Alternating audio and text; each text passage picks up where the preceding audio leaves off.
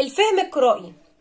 الفهم القرائي لفظ ابتدى يتواجد كتير قوي الفترة دي، وللأسف في أمهات كتير أو للأسف بعض المدرسين مش فاهمين ازاي يبتدوا فيما يعرف بالفهم القرائي أو الهدف منهم أو نشتغلوا ازاي أو ازاي أعرف طفلي عنده فهم قرائي ولا لأ. هنعرف يعني ايه كلمة فهم قرائي وبدايتها منين ومن امتى وطفلي يستفيد بيها ازاي وازاي اقدر اقيمه انه عنده فهم قرائي ولا لا. خلينا ناخد الموضوع خطوة خطوة. كلمة فهم قرائي بمعنى اني انا طفلي بيعرف يقرأ، انا واصلة معاه ومؤسساه ان هو كده كده بيعرف يقرأ. جبت له قطعة، جبت له جملة، جبت له قطعة صغيرة، جبت له مقالة كبيرة، بيعرف يقرأ، بيعرف يشبك الحروف ويعرف المدود ويعرف الشدة ويعرف يقرأ الكلمة ويجمع الحروف بشكل صحيح. دي مرحلة لازم طفل يكون واصلها قبل ما اشتغل معاه على حتة الفهم القرائي. يبقى انا كده حددت البداية، عرفت البداية بتاعت الموضوع ده، الشروط بتاعتها ايه او الخطوة الاولى ايه.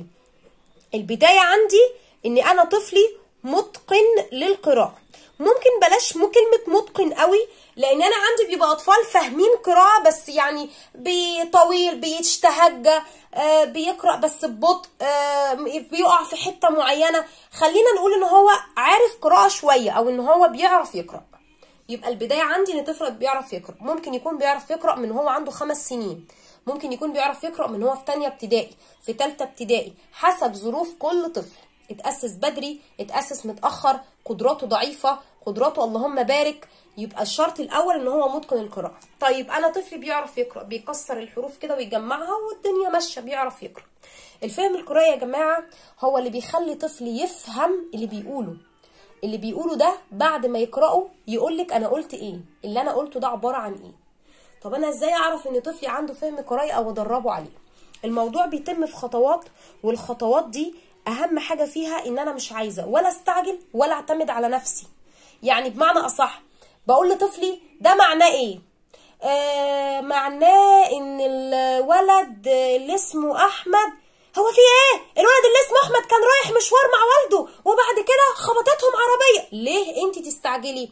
الفهم القرائي عايز الطفل يعتمد على نفسه حتى لو بطيء، حتى لو هو بيجمع بصعوبه، حتى لو بيجمع نص المعلومه بالعافيه.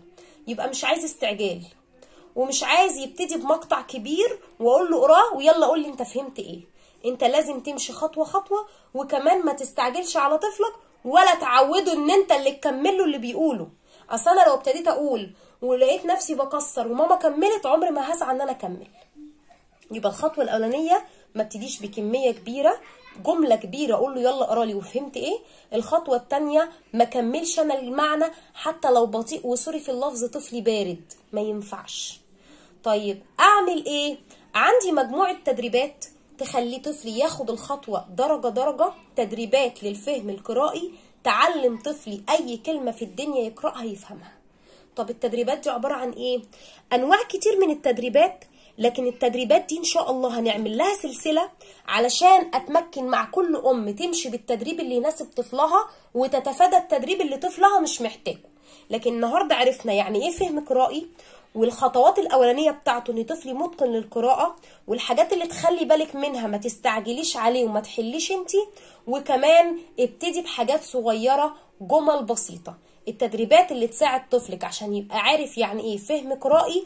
الجزء الجاي ان شاء الله، ويمكن بنسبه كبيره نفتح لايف نتكلم مع بعض ويكون في جستات ونتعامل مع بعض في الكومنت ونمشي خطوه خطوه. لو عايزين لايف او جزء تاني ان شاء الله نستنى ردود في الكومنتات.